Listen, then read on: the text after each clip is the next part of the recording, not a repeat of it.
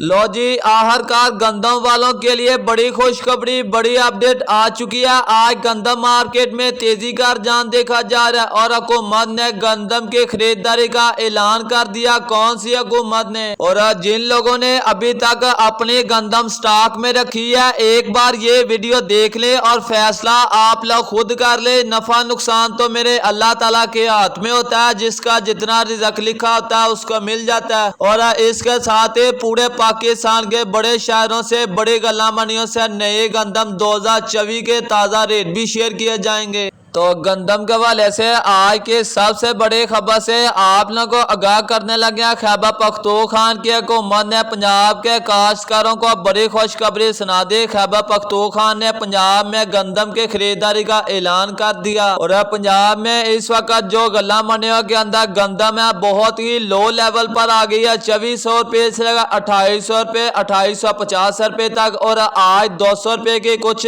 بہتری کا رجحان دیکھا گیا، جس کے بعد گندم مارکیٹ 2800 روپے تک آئی ہے۔ اور گلا منڈی ہارون آباد کے اندر آج گندم کے ریٹ میں 150 روپے، اور گلا منڈی سمندری کے اندر گندم کے ریٹ میں 200 روپے۔ گلا منڈی ہارون آباد کے اندر آج گندم چکی کوالٹی 2800 روپے سے لے کر 2850 روپے، اور میل شرح بازار 2800 روپے۔